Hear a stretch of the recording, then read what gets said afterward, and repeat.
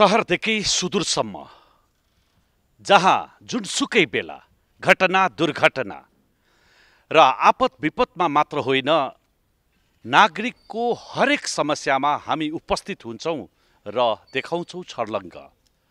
कार्यक्रम on the स्पोर्टमा स्वागत छ। म Raju Shrestha. On the sport कार्यक्रम जहाँको त्यही जस्ताको त्यस्तै देखाउने एउटा कार्यक्रम हो र यो कार्यक्रम लिएर यति बेला हामी अधिराज्यव्यापी रूपमा हामी अघि बढ्दैछौँ र यति बेला हामी रौतहट जिल्लाको गौर नगरपालिकामा पुगेका छौँ र यहाँको क्वारेन्टाइनको अवस्था के छ र ती क्वारेन्टाइन जुन राखेको छ त्यसको व्यवस्था के छ र त्यहाँ कतिजना छन्, नेपाली कतिजना छन्, भारतीय कतिजना छन्, यस बारेमा आज हामी छलफल गर्नेछौँ। पक्कै पनि लकडाउनले यति बेला देशैभरि क्वारेन्टाइनको व्यवस्था गरेको छ। विभिन्न नगरपालिकाहरू, गाउँपालिकाहरूले र राज्यले ती क्वारेन्टाइनहरूको व्यवस्थाको बारेमा आज हामी चर्चा गर्नेछौँ र त्यसको लागि आज हामी सबैभन्दा पहिले निम्त्याउन गएका छौँ गौर नगरपालिकाका मेयर अजय गुप्तालाई। अजयजी, यहाँलाई कार्यक्रममा स्वागत छ। धन्यवाद। जस्तो यति बेला यो जुन क्वारेन्टाइन छ यो राजदेवी नगरपालिकामा रहेको यो क्वारेन्टाइनमा के कस्तो व्यवस्था र अवस्था छ, अलिकति प्रश्न पारिदिनुहोस्। अब यो जुन यो राजदेवी नपा स्थित नेमधारी वासुदेव माध्यमिक विद्यालयमा रहेको क्वारेन्टाइन यो गौर र राजदेवी नगरपालिकाको संयुक्त क्वारेन्टाइन छ र यसमा भएका जतिजना छन् विशेष गरी सबभन्दा बढी चाहिँ भारतीय नागरिकहरू छन् र यसका व्यवस्थापनका सम्पूर्ण जिम्मेवारी गौर र राजदेवी नगरपालिकाले संयुक्त रूपमा चाहिँ हामी लिइरहेको अवस्था छ। तपाईँ आफै प्रत्यक्ष हेर्दै हुनुहुन्छ। हामीले बस्नेदेखि लिएर खाना खाजा चिया लगायत सम्पूर्णको व्यवस्थापन हामी राम्ररी गरेका छौँ। मानवताको हिसाबले पनि र विशेष गरी भारतीय नागरिक भएको नाताले हाम्रा पडोसी छन् र उहाँसँग चाहिँ हाम्रो एउटा राम्रो व्यवहार जुन हामी नेपाली नागरिकलाई गरिरहेछौँ त्यस्तै व्यवहार हामी यहाँ क्वारेन्टाइनमा भएका सम्पूर्ण भारतीय नागरिकहरूलाई पनि गरिरहेका छौँ। जस्तो यो क्वारेन्टाइनमा रहेका जति पनि भारतीयहरू छन् या नेपालीहरू छन् उहाँहरू कति दिनदेखि हुनुहुन्छ र के 14 दिन कटिसकेको छैन या कटेर पनि तपाईँहरूले उहाँहरूलाई कतै व्यवस्थापन गर्न नसकेको कारणले यही हुनुहुन्छ? अब यहाँ 21 दिन कटेका पनि मान्छेहरू छन्, 14 दिन कटेका पनि मान्छेहरू छन् र 12 दिन भएका, 10 दिन भएका, 8 दिन भएका त्यस्ता विभिन्न यहाँ विशेष गरी भारतीय नागरिकहरू छन्। र मूल समस्या भनेको के छ भने अब 14 दिन कटेकोलाई हामीले क्वारेन्टाइनबाट छोड्दा जाने कहाँ त? अब भारतले आफ्नो नागरिकलाई लिइरहेको छैन, किनभने हाम्रा यहाँ रौतहटका प्रमुख जिल्लाधिकारीले त्यहाँ भारतका सीमावर्तीका चाहिँ डिएमसँग कुरा गर्दा उहाँले चाहिँ हाम्रो गृह मन्त्रालयको आदेश छैन, त्यो भएर अहिले हामी लिन सक्दैनौँ भनेर स्पष्ट जवाब दिइरहेको अवस्था छ। त्यो कारणले हामीले मजबुरीमा पनि 14 दिनभन्दा बढी भएका पनि यहाँ जुन नागरिकहरू छन् भारतीय नागरिक त्यसलाई पनि हामी यहीँ राखेर हामी चाहिँ खुवाइरहेछौँ। जस्तो यो कुरो जस्तो भारतीय पक्षका सीमावर्ती सहरका डिएमले आफ्नै भारतीय नागरिकलाई हामी अहिले लिन सक्दैनौँ भनेर भनेको कुरो यहाँ बस्ने भारतीय यो क्वारेन्टाइनमा बस्ने भारतीय नागरिकलाई थाहा छ? यो त हामी अब विभिन्न माध्यमबाट यहाँ भन्दा अब अहिले पनि मैले भन्दा उहाँ सबै यहाँ सुनिरहनु भएको छ। हामीले पटक पटक आग्रह गरिरहेछौँ तपाईको यहाँ जति पनि नागरिक छन् यो कोही तपाईको कोरोनाबाट सङ्क्रमित छैनन्। नेपालमा विभिन्न ठाउँमा यहाँहरू काम गर्न बसेका छन्। त्यही अवस्था हुँदा उहाँहरू यहाँ आउनुभयो, खास गरी भारततर्फ जान खोज्नुभयो। भारतका सुरक्षाकर्मीबाट अवरोध भएर पनि र हाम्रा सुरक्षाकर्मीले पनि जुन यो भारत नेपालको यो जुन बोर्डर सिल भएको नाताले कि बिना तपाईको सहमतिले हामी जान दिन्नौँ, त्यो भएर हामीले यहाँ चाहिँ क्वारेन्टाइनमा राखेका छौँ र उहाँ सबलाई सम्पूर्णलाई थाहा पनि छ कि जबसम्म हाम्रो सरकारले जबसम्म अनुमति दिँदैन तबसम्म हामीलाई चाहिँ घर जान पाउँदैनौँ भनेर उहाँलाई क्लियर थाहा छ। जस्तो यहाँले भन्नुभयो या क्वारेन्टाइनमा छन् र उहाँहरूलाई केही पनि छैन, यसको आधार के? जस्तो तपाईँले आरडिटी गर्नुभयो कि पिसिआर गर्नुभयो कि या भने अहिले कसरी उहाँहरूको चेक जाँच गर्दै हुनुहुन्छ नियमित र त्यसको सोर्स साधन कतिको छ तपाईँहरूसँग, यो प्रश्न पारिदिनुहोस्। होइन, अब यो विषयमा के छ भने अब यहाँ हामीले विशेष गरी नेपाली नागरिक जुन भारतबाट पहिला नै लुकी छिपी यहाँ आएका थिए, तिनीहरूको पनि हामी PCR गरायौँ। धेरैजसोलाई हामी चाहिँ त्यो RDT टेस्ट पनि गरायौँ र अहिले हामीसँग RDT किटको अभाव छ र PCR किटको पनि अभाव छ र विशेष गरी क्वारेन्टाइनमा बस्नेहरूको त्यो कोरोनाको लक्षणसँग मिल्ने कुनै पनि सिम्पटम देखा नपरेको र विशेष गरी यहाँबाट छोड्न पनि नमिलेकोले गर्दा पनि तपाईँको कुनै टेस्ट भएको छैन र मलाई लाग्छ कि भारत सरकारले जब उहाँहरूलाई हामी लिन्छौँ भनेर हामीले ह्यान्डओभर गर्दा हामीले किटको व्यवस्थापन गरेर उहाँको टेस्ट गरेर नै हामी पठाउँछौँ। त्यसो भए अहिले अझै उहाँहरू यहाँ कति दिन बस्छ भन्ने थाहा छैन यहाँहरूलाई? यो हामीलाई थाहा छैन र यो विशेष गरी यो हाम्रो स्तरभन्दा पनि यो भारत सरकार र नेपाल सरकारको त्यो स्तरीय कुरा गर्ने हो र त्यो हिसाबले नै अब उहाँहरूको चाहिँ ह्यान्डओभर वा हाम्रा जुन नेपालीहरू त्यहाँ बसिरहेछन् भारतीय सिमानामा भारततर्फ त्यसलाई हामीले लिने हो। जस्तो यसको व्यवस्थापन कसरी गरिनुपर्छ र जस्तो अब उनीहरूलाई खाना कति टाइम, नास्ताको के व्यवस्था छ, जस्तो अरू किन आवश्यक कुराहरू यहाँहरूले त्यसको व्यवस्था चाहिँ कसरी गरिरहनु भएको? होइन, यहाँ एकदम तपाईँको अब मेस नै चल्छ। यहाँ दुवै टाइम हामी खाना पनि दिएका छौँ, खाजा पनि दिएका छौँ, चिया पनि दिएका छौँ र हामीले बेड सेटको पनि व्यवस्थापन गरेका छौँ। मानवीय हिसाबले जतिसम्म छ त्यो सबै हामी व्यवस्थापन गरेका छौँ र सबभन्दा दुर्भाग्यको कुरा के छ भने यो सबैको व्यवस्थापनको जिम्मेवारी तपाईँको स्थानीय तहको टाउकोमा चाहिँ फैलिएको छ। किनभने स्थानीय तहको पनि आफ्नो एउटा सीमितता छ र आफ्नो सीमित स्रोत साधनका बावजुद यो व्यवस्थापन गरिरहेछ, जबकि हाम्रो दायित्व भनेको हाम्रा नागरिकलाई, गौरका नागरिकलाई गौरको क्वारेन्टाइनमा हामीले व्यवस्थापन गर्ने हो, राजदेवीका नागरिकले राजदेवी नेपालले व्यवस्थापन गर्ने हो र यो विशेष गरी भारतीय नागरिकको सम्बन्धमा नेपाल सरकारले, प्रदेश सरकारले व्यवस्थापन गर्ने हो। तर यहाँ उल्टो भइरहेछ कि यहाँ सम्पूर्ण चाहिँ व्यवस्थापन लगायत सम्पूर्ण कुरो तपाईँ नेपाल सरकारसँग सोध्नुहोस्, ल स्थानीय तहले गर्छ, प्रदेश सरकारसँग त अलिअलि गरेको पनि छ, तर यो जब सबै हामीले नै गर्ने भने नेपाल सरकार किन चाहियो त यो देशमा? अहिलेसम्म यो यस्ता क्वारेन्टाइन सञ्चालन गर्नको लागि प्रदेश सरकार र सङ्घ सरकारले तपाईँको कुनै सहयोग गरेको छैन? प्रदेश सरकारले सहयोग गरेका छ। प्रदेश सरकारले राहत वितरणको लागि हामीलाई 15 लाख रुपियाँ उपलब्ध गराएको छ। तर नेपाल सरकारले आजको मितिसम्म 1 रुपियाँ पनि न स्थानीय तहमा पठाएछ र जिल्ला विपद व्यवस्थापन समितिमा पठाएछ र यो सबै व्यवस्थापनका सम्पूर्ण खर्च जो जहाँको एरिया छ त्यहाँका स्थानीय तहले गरिरहेका छन्। जबकि नेपाल सरकारले कोरोना नियन्त्रणको लागि भनेर अरबौँ रुपियाँ खर्च भइसकेको भनेर उहाँहरूले आफ्नो हिसाब देखाउँदै हुनुहुन्छ, त्यसमध्ये गौर नगरपालिकालाई 1 पैसा पनि प्राप्त भएको छैन भन्ने तपाईँको दाबी हो? यो गौर नगरपालिका होइन, यो रौतहटभरिका कुनै पनि स्थानीय तहले नेपाल सरकारबाट एउटा मास्क पनि पाएको छैन। तपाईँ पैसाको कुरै छोडिदिनुहोस्, मास्क पनि पाएको छैन र मलाई लाग्छ कि यो खालि रौतहट होइन, यो देशभरका कुनै पनि स्थानीय तहले 1 पैसा पाएको छैन। किनभने हामी पनि विभिन्न सञ्चार माध्यममा हेरिरहेछौँ, स्थानीय तह प्रमुखहरूको भनाइहरू सुनिरहेछौँ र अहिलेसम्म कुनै किसिमले नेपाल सरकारको सहयोग हामीलाई प्राप्त भएको छैन। कोरोना भाइरसको समस्या भनेको आज र भोलि या 1 हप्तापछि समाप्त हुन्छ, अब यसलाई लकडाउन खुल्छ भन्ने छैन। हाम्रो बुझाइमा कम्तीमा यो लकडाउन खुले पनि सीमामा जुन एउटा नाकाबन्दी गर्ने या भने सीमालाई अहिले रोक्ने नखोल्ने अवस्था अझै पनि लामो समयसम्म जारी रहन सक्छ। यसको लागि आगामी दिनको तपाईँको तयारी के अब यो धेरै जटिल विषय हो। किनभने अब यो कति दिनसम्म हामी चाहिँ पाल्ने त? अब हाम्रो स्रोत र क्षमताले भ्याउनु पर्यो र मानवीय हिसाबले हामीले भारतीय नागरिकलाई भोकै पनि राख्न सक्दैन।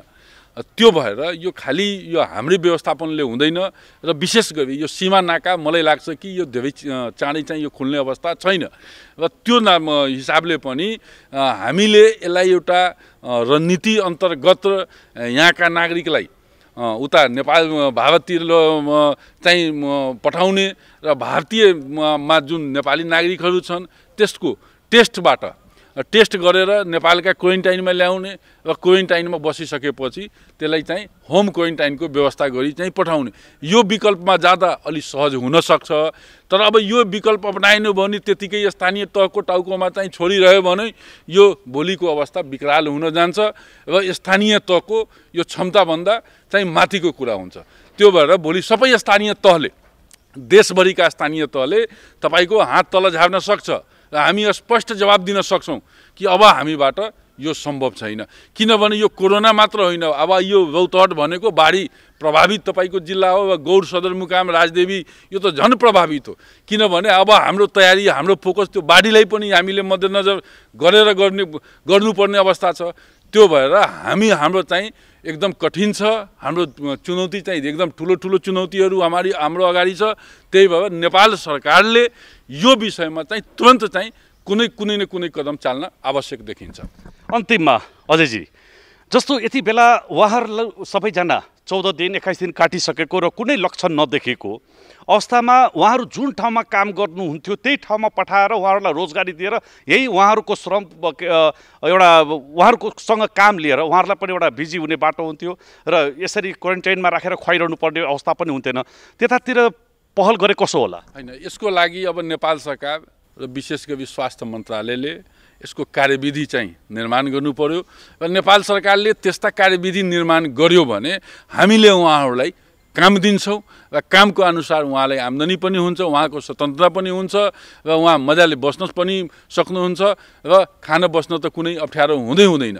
तब यो खालि हाम्रै पहलले हुँदैन, किनभने हामी भोलि गर्न खोज्यौँ भने नेपाल सरकारको बेग्लै आदेश आइहाल्छ, है यो गर्न मिल्दैन, त्यो गर्न मिल्दैन।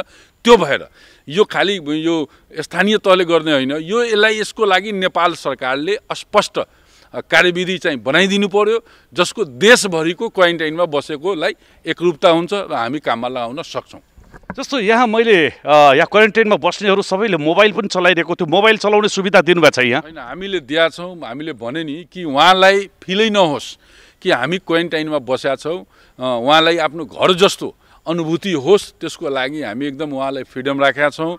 उहाँलाई खान बस्न सबै एकदम टाइममा छ, प्रत्येक चिज हामी चाहिँ समय समयमा दिइरहन्छौँ। उहाँसँग हाम्रा स्वास्थ्यकर्मीहरूको पनि यहाँ ड्युटी हुन्छ। प्रत्येक दिन बिहान बेलुका चाहिँ उहाँहरूको टेस्ट चाहिँ स्क्रिनिङहरू भइरहन्छ र हामी यसमा गम्भीर पनि छौँ। किनभने भारतीय नागरिक भएको नाताले हाम्रा पडोसी राष्ट्रका नागरिक छन्, हाम्रा पडोसी पनि छन् र हामीले सकेसम्म उहाँलाई कुनै पनि अप्ठ्यारो अवस्था आउन दिन्न। तपाईँको जनताले चाहिँ पडोसीहरूले कसरी राखेको छ, त्यसमा तपाईँहरूको अनुगमन या अहिलेसम्म केही कुराहरू भएको छ कि छैन? छैन। त्यो हाम्रो पडोसीको बारेमा हामीलाई केही थाहा छैन। तर अब प्रमुख जिल्ला अधिकारीज्यूसँग त्यहाँका अब डिएमसँग कुरा हुँदा अब उहाँहरूको बारेमा अब अलिक कुरा त्यो बारेमा उहाँ नै स्पष्ट पार्नुहुन्छ। तर हिजो अस्ति एउटा चाहिँ कुरा आएछ, यहाँका नागरिकलाई त्यो चोरी लुकी चाहिँ यहाँ आउँदा यहाँका सुरक्षाकर्मीले फेरि उता फर्काउँदा चाहिँ अमानवीय व्यवहार भएछ र त्यो मान्छेलाई क्वारेन्टाइनमा राखेका छैन भनेर अपृष्ट सूचना हामीसँग छ। हामी त्यसको कन्फर्मेसनमा पनि लागेका छौँ। यो 1-2 दिनको कुरा, 2 दिन पहिलाको कुरा हो र हामीलाई अब आफ्नो पनि स्रोतले त्यहाँ बसेका हाम्रा अब विभिन्न साथीभाइहरू छन्, रिलेटिभहरू छन्, उहाँहरूको माध्यमबाट पनि हामी सूचना सङ्कलन गर्ने हामी प्रयास चाहिँ गरिरहेका छौँ। हस्, धन्यवाद समय दिनुभयो। हस्, धन्यवाद तपाईँले पनि। पक्कै पनि दर्शकबिन, यतिखेर हामी राजदेवी नगरपालिका वडा नम्बर 7 स्थित श्री नेमधारी वासुदेव उच्च माध्यमिक विद्यालय मुडबलुवामा छौँ र यो क्वारेन्टिन हो। यो गौड नगरपालिका र राजदेवी नगरपालिकाको संयुक्त क्वारेन्टिन हो र यहाँ रहेका 95 जना क्वारेन्टिनमा बसेका जुन मानिसहरू हुनुहुन्छ त्यसमध्ये 94 जना भारतीय छन् भने 1 जना नेपाली हुनुहुन्छ र उहाँहरूलाई अहिले भर्खर हामीले गौड नगरपालिकाका मेयर अजय गुप्ताजीले भनिसक्नु भएको छ, उहाँलाई मानवीय सबै सुविधा दिएर बडो एकदम एउटा आफ्नो पारिवारिक वातावरण उहाँहरूलाई राखेको छौँ भनेर भन्नुभयो। पक्कै पनि अहिले हेर्दाखेरि उहाँहरूको अवस्था हेर्दाखेरि उहाँहरू जुन प्रकारले बस्नुभएको छ, पक्कै पनि क्वारेन्टाइन भनेको अन्य मनोरञ्जन गर्ने ठाउँ नभइकन यो उपचारको एउटा पहिलो पद्धति भएको कारणले गर्दाखेरि यहाँ 2 छाक खानु, 1 छाक नास्ता, चिया पानी, नुहाउने साबुन, कपडा धुने साबुनहरूको उपलब्ध हुनु नै सबभन्दा ठुलो कुरो हो। जबकि जाँदै मेयर अजय गुप्ताले के भन्नुभयो भने यता नेपाल पक्षको जुन त्यहाँ भारतमा रहेका क्वारेन्टाइनमा रहेका नेपालीहरूलाई चाहिँ त्यहाँ कुटपिट पनि गरेको, अमानवीय व्यवहार पनि गरेको भनेर सुनिएको भनेर हामीले पनि सुनेका हौँ। यसबारेमा हामी थप थप जानकारी यहाँका प्रमुख जिल्ला अधिकारी वासुदेव घिमिरेसँग हामी लिन गइरहेका छौँ। उहाँलाई अब हामी कार्यक्रममा स्वागत गर्न चाहन्छौँ। यहाँलाई कार्यक्रममा स्वागत छ। हजुर, यहाँलाई धेरै धेरै धन्यवाद। जस्तो यति बेला यो क्वारेन्टाइन जुन राखेको छ यसमा व्यवस्थापन गर्न असाध्यै गाह्रो भयो, केन्द्र सरकारले खासै वास्ता गरेर भन्ने कुरो पनि आइरहेको छ। खासमा के त्यस्तै हो?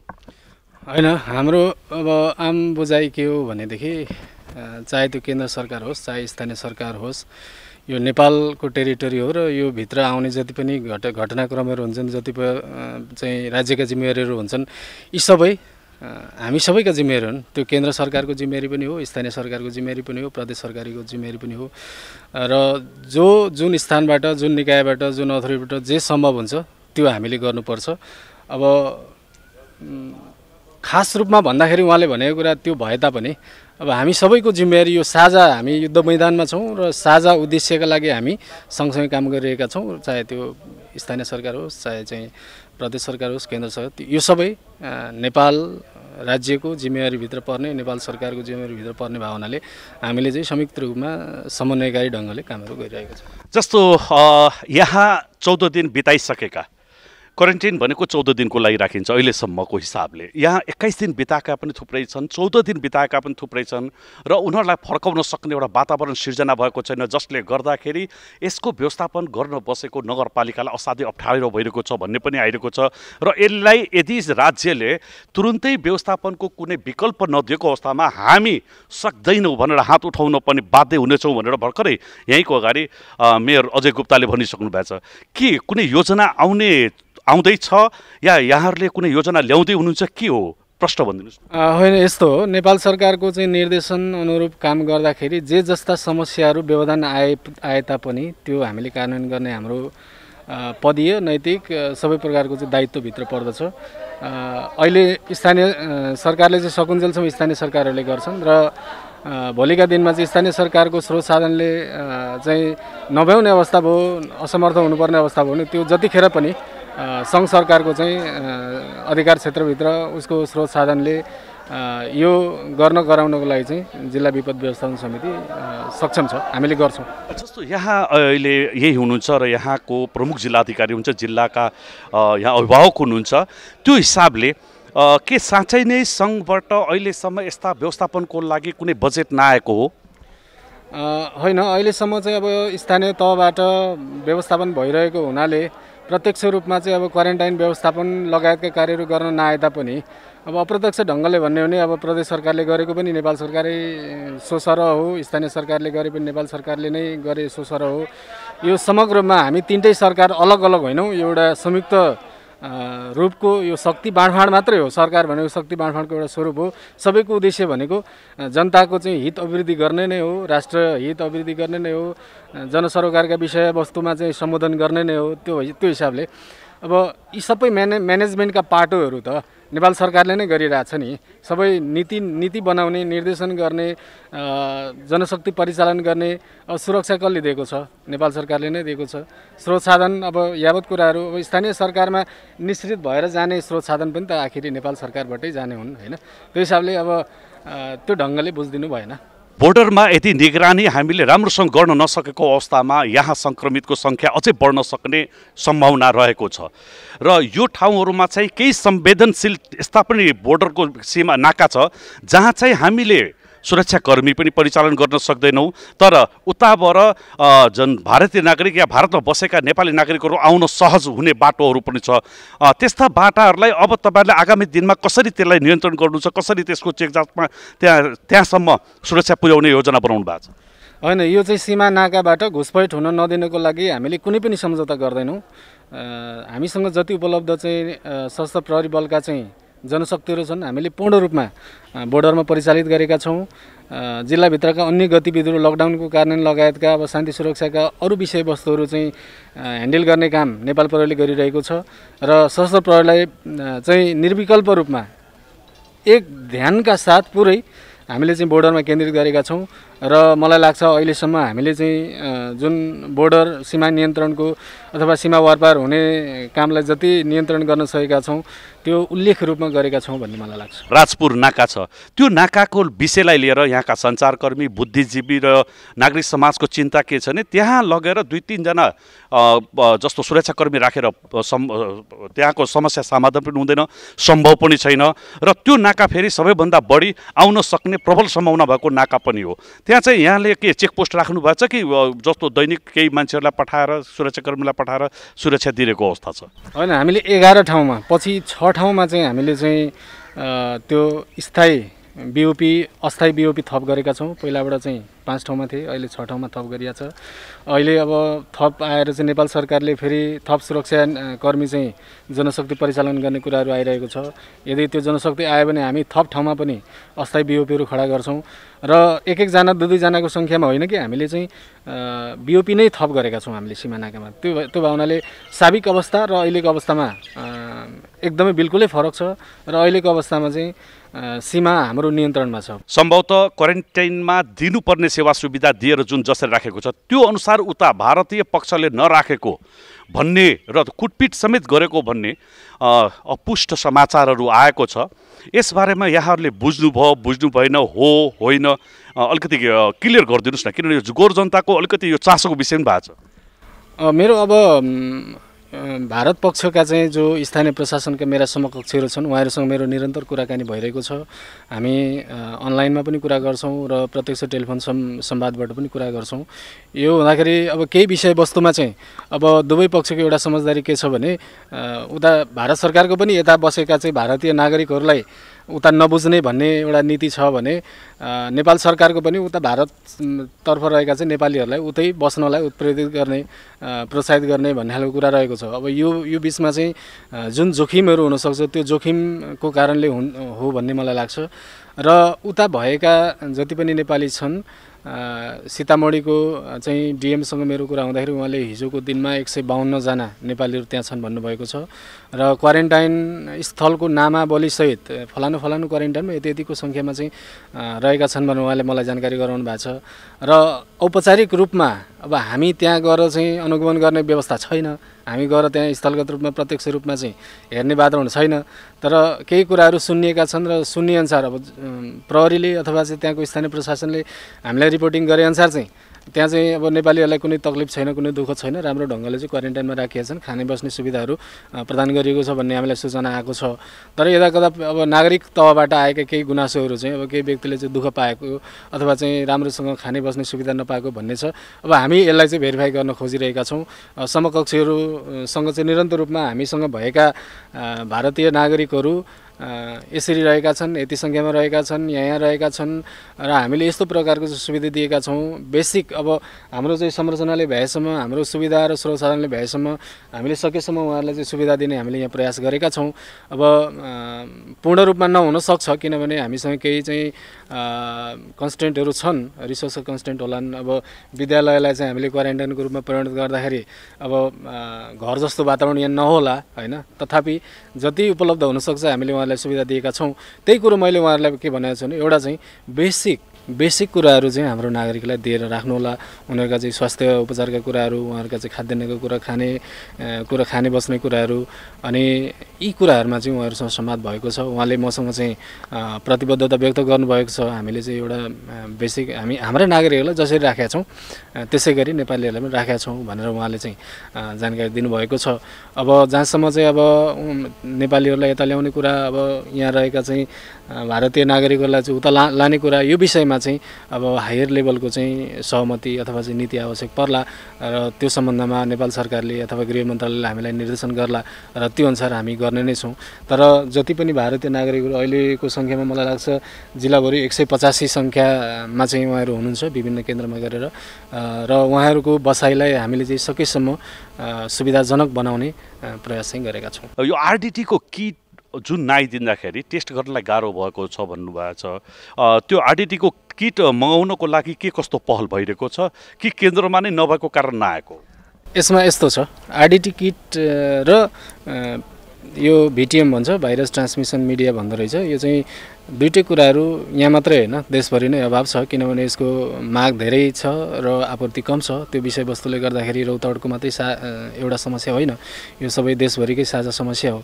तर जब यहाँ रहेका चाहिँ भारतीय नागरिकहरूको टेस्ट गर्ने विषयवस्तु छ, टेस्ट जहिले पनि अन्तिम कन्ट्याक्टमा गर्नुपर्छ भन्ने मलाई लाग्छ। मैले अहिलेसम्म बुझेको हिसाबले उहाँहरूलाई टेस्ट गराएर फेरि यहाँ क्वारेन्टाइनमा राख्नुको कुनै चाहिँ औचित्य हुँदैन। त्यो कारणले गर्दाखेरि अहिले हामीले उहाँहरूलाई तुरुन्त टेस्ट गर्न तर्फ लागेका छैनौँ। तर जब उहाँहरूलाई चाहिँ पठाउनु पर्ने अवस्था हुन्छ, भारतीय पक्षमा चाहिँ हस्तान्तरण गर्नुपर्ने अवस्था हुन्छ, तब उहाँहरूलाई चाहिँ हामी परीक्षण गरेर मात्रै पठाउँछौँ। त्यतिखेर नेपाल सरकारसँग अथवा चाहिँ प्रदेश सरकारसँग जो जहाँ समन्वय गर्नुपर्ने त्यो समन्वय गरेर जुन टेस्ट चाहिँ इसेन्सियल हुन्छ त्यो टेस्ट गराएर मात्रै हामी पठाउने व्यवस्था मिलाउँछौँ।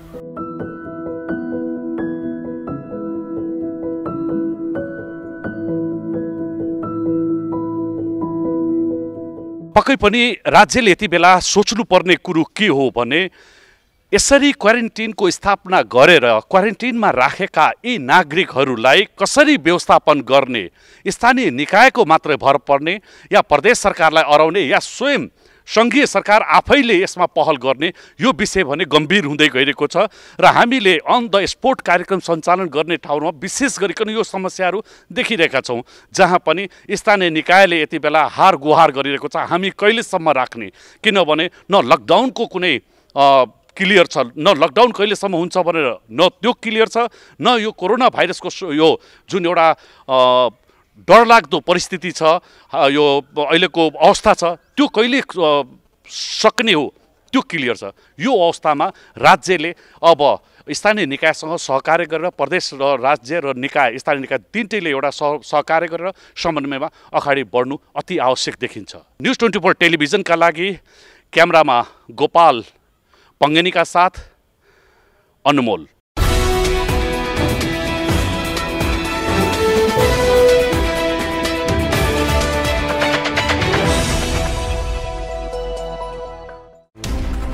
कोरोनाले सिर्जना गरेको सङ्कटमा पल पलका न्युज अपडेट र हर क्षेत्रको कभरेजका लागि न्युज 24 नेपाल युट्युब च्यानललाई सब्स्क्राइब गर्नुहोला।